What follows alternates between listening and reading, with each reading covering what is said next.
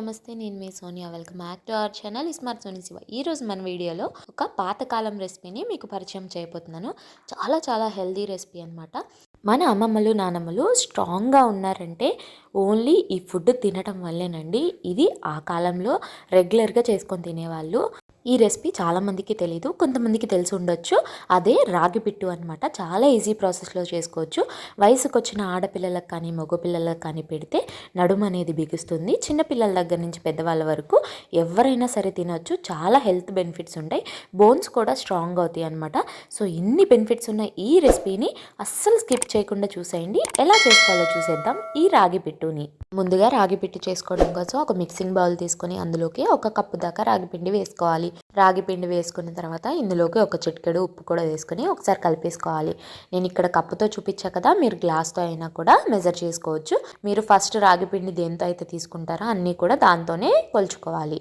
ఇప్పుడు ఇలా ఉప్పు కూడా కలిపేసుకున్న తర్వాత ఇలా వీడియోలో చూపించిన విధంగా కొంచెం వాటర్ వేసుకుంటూ వాటర్ని చిలకరించుకుంటూ మనం పిండి మొత్తాన్ని కూడా కలుపుకోవాలి. ఇక్కడ మనకి రాగి పిండి అనేది మరీ చపాతీ ముద్దలాగా కలుపుకోకూడదు, అలా అని పిండిలాగా ఉండకూడదు అనమాట. కొంచెం ఇలా నీళ్లు వేసుకొని కలుపుకుంటే ఇలా రవ్వ టెక్చర్లో ఉండాలి.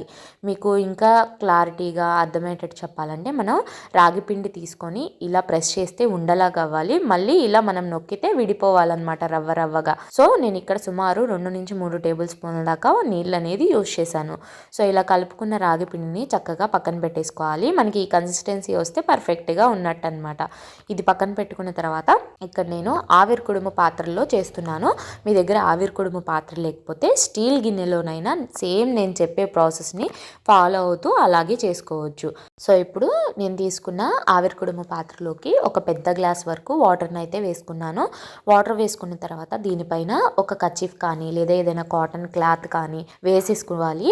నేనైతే ఇక్కడ కర్చీఫ్ని యూజ్ చేస్తున్నాను. కర్చీఫ్ని వేసుకున్న తర్వాత ఇలా ఒక క్లాత్తో కానీ లేకపోతే దారంతో కానీ ముడి వేసుకోవాలన్నమాట. కొంచెం టైట్గా ముడి వేసుకోవాలి, మరీ లూజ్గా కాకుండా.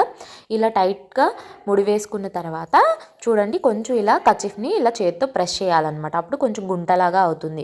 ఇప్పుడు మనం ముందుగా కలిపి పెట్టుకున్న రాగి పిండి మిశ్రమాన్ని దీని మీద చక్కగా ఇలా ఈక్వల్గా పరుచుకోవాలి. ఇలా అంతా కూడా వేసేసుకున్న తర్వాత కొంచెం లైట్గా చేత్తో నేను వీడియోలో చూపించిన విధంగా లైట్గా ప్రెస్ చేయాలి. ఎక్కువ ప్రెస్ చేయొద్దు, లైట్గా ప్రెస్ చేయండి. మనం తీసుకున్న క్వాంటిటీ మొత్తాన్ని కూడా నేను వేసేసుకున్నాను ఒకేసారి. మీరు ఇంతకన్నా ఎక్కువ క్వాంటిటీ చేసుకుంటే ఒక 2 టైమ్స్ అలా ఆవిరి మీద ఉడికించుకోండి రాగి పిండిని. ఇలా పిండి పెట్టుకున్న తర్వాత ఇలా మధ్యలో హోల్స్ అనేది స్పూన్తో కానీ వేలుతో కానీ పెట్టుకోండి. సో ఇప్పుడు ఎక్స్ట్రా ఉన్న క్లాత్ని ఇలా నేను వీడియోలో చూపించిన విధంగా రాగి పిండి మొత్తాన్ని కూడా కవర్ అయ్యే విధంగా ఇలా కవర్ చేసుకున్న తర్వాత పైనుంచి ఆవిరేమీ పోకుండా మూతని చక్కగా కరెక్ట్గా ఫిక్స్ చేసుకోవాలి. ఇలా చక్కగా మూత పెట్టేసుకున్న తర్వాత ఈ రాగి పిండిని స్టవ్ మీద పెట్టుకొని మీడియం ఫ్లేమ్లో 20 నుంచి 25 నిమిషాల పాటు ఉడికించుకోవాలి. ఇది ఉడికేలోపు మనం మిగతా ప్రాసెస్ని చూసేద్దాం. ఇప్పుడు ఒక మిక్సీ జార్ తీసుకొని అందులోకి ఒక అరకప్పు దాకా ఎండు కొబ్బరిని ఇలా ముక్కలుగా కట్ చేసుకొని వేసుకోవాలి. అలాగే 2 ఇలాచీలను కూడా వేసేసుకొని మెత్తగా మిక్సీ పట్టేసుకోవాలి. ఒక కప్పు రాగి పిండికి అరకప్పు కొబ్బరి అయితే పర్ఫెక్ట్గా సరిపోతుంది. కావాలంటే మీరు ఇంకొంచెం ఎక్కువ వేసుకోవచ్చు. ఇప్పుడు 25 నిమిషాల తర్వాత చూడండి, రాగి పిండిని చూపిస్తున్నాను. చక్కగా ఉడికిపోయింది. మనకి ఎలాంటి డౌట్ అవసరం లేదు, చక్కగా ఉడికిపోతుంది. మీకు ఉడికిందా లేదా అని తెలుసుకోవడానికి ఇలా కొంచెం పిండి తీసుకొని ఇలా ప్రెస్ చేస్తే లైట్గా ఇలా ఉండలాగా అవుతుందన్నమాట. అప్పుడు మనకి తెలుస్తుంది ఉడికిపోయిందని. ఇప్పుడు దీన్ని ఒక మిక్సింగ్ బౌల్లోకి వేసుకోవాలి. వేడి చల్లారకపోకముందే ఇలా ఒక అరకప్పు దాకా బెల్లాన్ని సన్నగా తురుముకొని వేసుకోవాలి. అలాగే మనం ముందుగా మిక్సీ పట్టుకున్న ఎండు కొబ్బరి తురుము ఉంది కదా, ఆ తురుమును కూడా మొత్తాన్ని వేసుకోవాలి.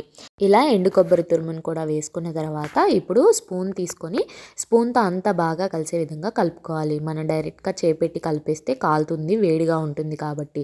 సో ఇలా ఒకసారి స్పూన్తో కలిపిన తర్వాత చేయితో చక్కగా ఇలా బెల్లాన్ని నలుపుతూ ఇలా రాగిపిండి కొబ్బరిలో అంతా కలిసే విధంగా ఈ 3 కూడా ఈక్వల్గా కలిసే విధంగా చక్కగా చేత్తో నేను వీడియోలో చూపించిన విధంగా కలుపుకోవాలి. అంతా అంతా కలిపేసిన తర్వాత మనకి కన్సిస్టెన్సీ ఇలా ఉంటుంది చూడటానికి. ఇప్పుడు ఇందులోకి ఒక 2 టేబుల్ స్పూన్ల దాకా నెయ్యి వేసుకోవాలి.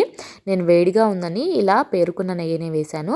మీకు రాగి పిట్టు అనేది వేడిగా లేకపోతే నెయ్యిని కొంచెం కరిగించుకొని వేసుకోండి. సో నెయ్యి అనేది ఎక్కువైనా వేసుకోవచ్చు, తక్కువైనా వేసుకోవచ్చు, మీ ఇష్టం అది. ఇలా చక్కగా నెయ్యి కూడా వేసుకున్న తర్వాత ఇలా అంతా కలిసే విధంగా కలిపేసుకున్న తర్వాత రాగి పిట్టు అనేది రెడీ అయిపోతుంది. చూడండి కన్సిస్టెన్సీ అనేది మనకి ఇలా ఉంటుందన్నమాట. దీన్ని ఇలాగే కూడా డైరెక్ట్గా తినేసేయచ్చు. కాదు చిన్నపిల్లలు ఉన్నారు మీద పోసుకుంటున్నారంటే కనుక రాగి పిట్టుని ఇలా చక్కగా నేను వీడియోలో చూపించిన విధంగా లడ్డూల్లా కూడా చుట్టుకోవచ్చు. కానీ రాగి పిట్టు అనేది లడ్డూల్లాగా చుట్టుకోరనమాట, ఇలాగే తింటారు లూజ్గానే. కానీ మీ పిల్లలుండి ఏదైనా ఇల్లంతా చెమ్ముతున్నారు, తినట్లేదు, వాళ్ళకి తినటం రావట్లేదు అంటే ఇలా లడ్డూల్లాగా కూడా చుట్టుకోవచ్చు. చక్కగా మనం ఎక్కువ నెయ్యి వేయిపోయినా కూడా లడ్డు కన్సిస్టెన్సీ చూడండి ఎంత పర్ఫెక్ట్గా వచ్చిందో. సో ఇలా లడ్డూల్లా చేసి పిల్లలకి పూటకొకటి ఇచ్చినా చాలు. ఇప్పుడైతే నేను మీకు చూపించడానికి ఒక లడ్డు చుట్టాను, కానీ నేనైతే డైరెక్ట్గా ఇలాగే సర్వ్ చేసేస్తున్నాను. రాగి పిట్టుని చక్కగా ఇలా ప్లేట్లోకి సర్వ్ చేసుకొని ఎంజాయ్ చేసేయడమే. ఇంత త్వరగా చేసాం, టేస్ట్ ఎలా ఉంటుందో అని అస్సలు అనుకోవద్దు, చాలా చాలా బాగుంటుందండి. ఇలాంటివి కనుక చేసుకొని తింటే చాక్లెట్స్కి పిల్లలు అలవాటు పడరు అనమాట. చేసుకోవడం కూడా చాలా ఈజీ కాబట్టి వీక్లీ 2 టైమ్స్ అన్నా పిల్లలకి పెద్దవాళ్ళకి చేసి పెట్టండి. ముఖ్యంగా చిన్నపిల్లలకి అలాగే ఆడపిల్లలకి పెడితే ఫ్యూచర్లో వాళ్ళకి నడుము నొప్పులు రాకుండా ఉంటాయి. అలాగే పిల్లల బోన్స్కి కూడా చాలా చాలా మంచిది ఎదుగుదలకి. సో తప్పకుండా ట్రై చేయండి. ట్రై చేశాక ఎలా వచ్చిందో మీ ఫీడ్బ్యాక్ని నాతో షేర్ చేసుకోవడం అస్సలు మర్చిపోవద్దు. ఈ వీడియో అయితే నచ్చిందని అనుకుంటున్నాను. వీడియో నచ్చితే వీడియోని లైక్ చేయండి, మీ ఫ్రెండ్స్ అండ్ ఫ్యామిలీ రిలేటివ్స్కి షేర్ చేయండి. ఇంకా ఇలాంటి ఎన్నో హెల్దీ అండ్ క్విక్ రెసిపీస్ కోసం స్మార్ట్ సోనీ శివ ఛానల్ని సబ్స్క్రైబ్ చేయండి. ఈ వీడియో అయితే మరొక మంచి వీడియోతో మళ్ళీ వచ్చేస్తాను. అంతవరకు సెలవు, బై ఆల్.